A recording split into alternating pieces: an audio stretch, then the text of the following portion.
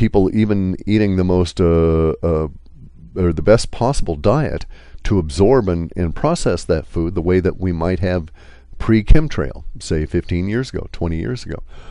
So in these aging effects, if you will, the inability to effectively absorb your food is not seen in just the aged anymore, although it is hitting them extremely hard, myself included. I mean, it was like, oh, okay, this makes a lot of sense. We're breathing this stuff at a nanoparticle level pretty continuously.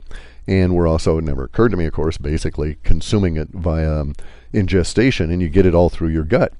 And you don't cough it back out, you don't respirate it, so it takes a while to process through. And the load is fairly continuous if you're in a heavy chemtrail spraying area. So this makes sense.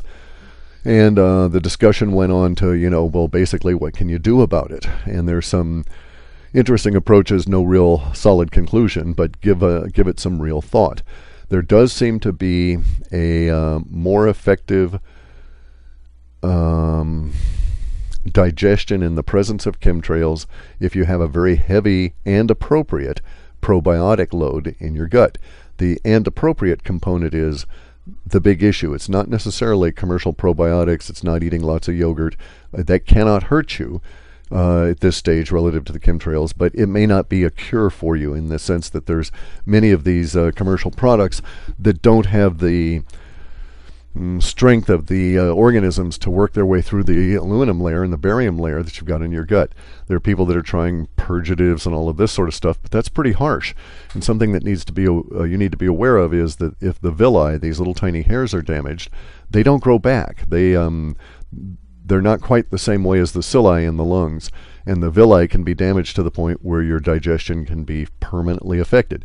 So in the presence of a chemtrail environment, if you live in an area where it's heavily sprayed and you're having digestion problems, it's probably best not to go the route of any kind of a purgative or anything that could damage these villi, because your villi are coated as well. They're stiff, basically. They've been stiffened by this little aluminum dust on them, and they're not going to be as responsive and could be damaged, as in broken off, in something that was a bit too harsh. So we have to treat ourselves with a little bit more gentleness as we go through the process of figuring out how to live with this electrosmog until it gets shut down. I suspect the global coastal event's going to go a long way towards shutting this down, because in our data of that, I mean, I don't mean to laugh, but the bad guys are going to get the shit kicked out of them, because airports all up and down all throughout the northern hemisphere are going to be made inoperable. And so that'll really give us some clear skies right off. May not be as good as we think, depending on what we get from those clear skies. Anyway, though, so just a note about the villi and this information that was passed on to me about the electrosmog that we're eating as well as breathing. There are things that, there are approaches you can take on this. I'm not a physician, so I've got to be real careful, because these people have force of law and they can come and haul you off. This is basically the route that they used to get William Reich. What's his name? I can't think of the moment. Anyway, as you know, messing about in medicine with the orgone device and so on. So you just have to be careful in making certain blanket statements. However, it is in a researcher viewpoint, it's perfectly possible to deal with some of these effects, but you need to be very aware of how this approach works and some of the ramifications. But you could take an Ayurvedic or a Chinese medicine tonic approach. Now, tonic is something you can take daily without any deleterious effects, no matter how long you take it. Unlike, say, modern day chemicals that are coming out of big pharma, most of these, quote, medicines, you have to change out every 18 months because they become ineffective or they've killed you. They're damage to your liver and so on.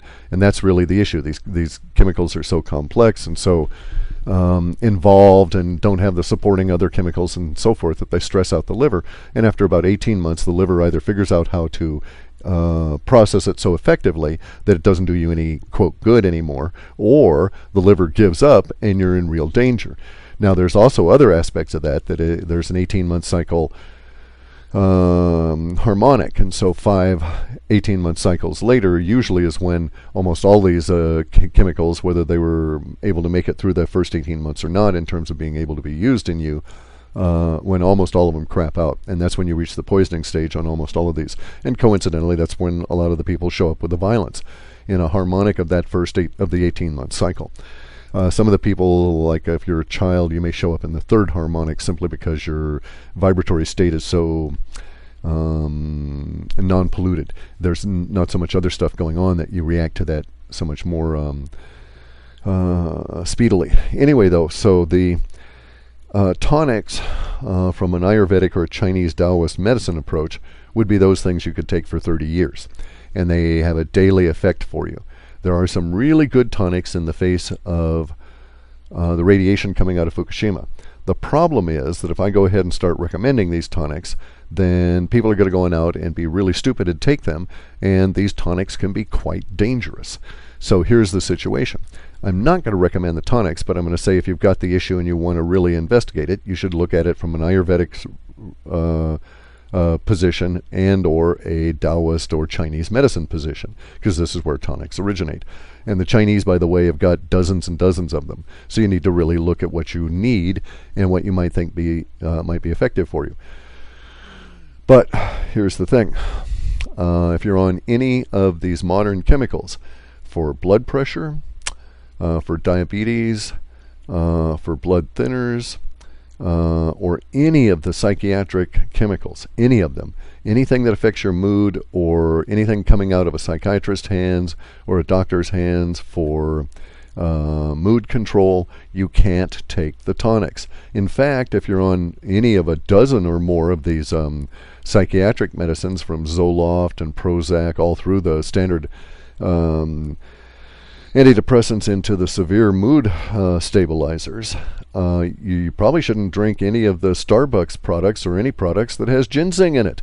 And many of these, you shouldn't drink anything that has coffee in it, because some of these psychiatric medicines react to caffeine molecule negatively. Others react to guarine, so you don't want anything that's got any guarana. And others react to theobromine, so you don't want to eat chocolate.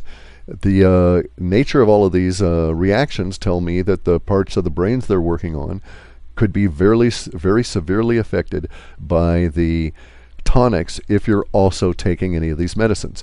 So I'm not going to do it. I mean, you could be on one of these medicines, take one little shot of one of these tonics and drop over dead, because the reaction would be that severe. Once you're off all of these other medicines, off all these chemicals from Big Pharma, then you can start taking the tonics with a very good effect, and indeed find that many of the symptoms that you were expressing that necessitated the Big Pharma chemicals will go away once you've got tonics and have the ability to absorb amino acids effectively. The amino acids are quite key, much more so to a certain extent than minerals or vitamins. But this was an interesting discussion I had with somebody who's beyond PhD level, and actually whose opinion I respect, because the individual thinks, is not merely a spewing it back to get a degree. And it was a good bit of information, a good bit of thinking. I was aware of the impact of the chemtrails on the lungs, because I go out and I work and grind fiberglass into dust. I'm very acutely aware of respiratory issues, and so I monitor that, and I actually take a tonic that opens the lungs and allows you to cough up all that crap. And I've been doing so pretty continuously now, simply because our chemtrail load is so heavy, and we've got these damn fogs. The fogs, of course, keep the chemtrails down here in this chemical inversion layer, and it's really nasty. But there are tonics for that, for the lungs as well. Again, though, some of these, and actually this is some of the issues here. Some of the tonics, they're all plant-based. Some are plant and animal-based. I don't go into the insects. I mean, I don't. The Chinese are really fond of doing things like extracting certain chemicals from blue mountain ants. If you're into longevity, mountain ant tonic is known to be very effective. But for my way of thinking, that's close enough to an animal, and I'm a vegetarian. I just don't go there. But they are very effective at that. However, their plant-based tonics, have been used for thousands of years, as have the Ayurvedic ones that arise from the Hindu or yogic tradition. And the tonics are quite good, many of them, for continual ionizing radiation issues. Again, though, before you start even thinking about taking them, you got to get yourself off of the other crud. And you really need to have somebody that knows what they're doing in terms of the laying out for you the effects of the various tonics and the reaction you'll get from them, this kind of thing. So you need to find a decent Ayurvedic practitioner or a holistic Chinese medicine practitioner. Now, here's the difference between these guys and physicians. Most physicians, this is true. Actually, here's some interesting facts for you. Third leading cause of death in the industrialized West is PTD, which is variously defined as prescribed treatment by doctor, or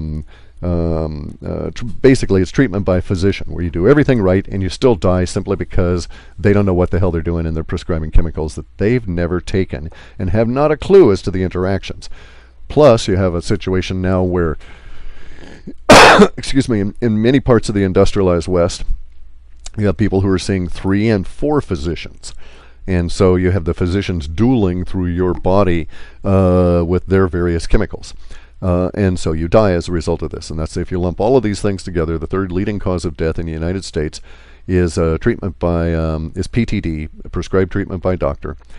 And it is about, I think, about 100 times or 200 times greater than the number of murders of all kinds in the U.S. So handguns, in terms of, if handguns need to be banned because of one lunatic, and I don't believe they used a rifle, but if handguns needed to be banned because of one lunatic, well, then the first thing we should do is to certainly ban doctors, and let's start right off at the top with the psychiatrists and just get rid of all of those fuckers. And then reduce all the tensions in our society right away. But now, getting back to the tonics issue, once you're off of the chemicals, you can find that the effects of the tonics can really aid you, and you can take them for a long time. And most of them you can produce yourself simply because they're plant-based and you can grow the stuff. A lot of them are taken as tea. Some of them you grow the plant and powder the root. So even after the global coastal event, you'll be able to take these tonics as we get into a situation of rampaging ionizing radiation from all of the breakdown of all the nuke plants, a subset of the global coastal event. The loss of power, the whole EMP from the sun, that kind of thing. And so there are really good plants that you can use for this. I don't want to get into rattling off a lot of names for fear that people would go and try these things incautiously, because these are tonics. They are actual true drugs, not like the chemicals that they give you, not like the toxins that they give you from the physicians. One thing I wanted to note: an Ayurvedic doctor and a Taoist doctor, a Chinese herbalist, usually they've taken most of the stuff that they will ever prescribe you. They have tried this stuff themselves. So in that sense, they're like, in my opinion, I have a whole lot more respect for the heroin dealer than I do for the psychiatrist. Simply because in terms of what they do, the heroin dealer hands you out something they've likely taken themselves. And they know exactly what the effect is going to be. Now, they're not doing a good thing, but they are honest about what they're doing in a way that the psychiatrist is not, because the psychiatrist has never taken any of the crap that they're handing out.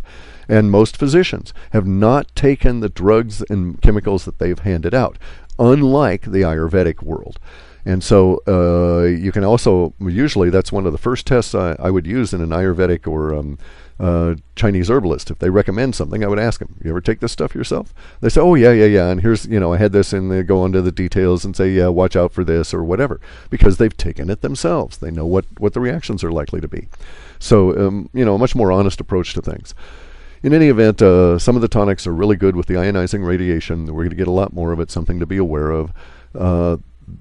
Just before things hit the fan, maybe we'll go ahead and just have a list of all this material available and hand it out when there's no longer any kind of a potential for repercussions from the powers that be. That is to say, them using that as a wedge to cause us further problems.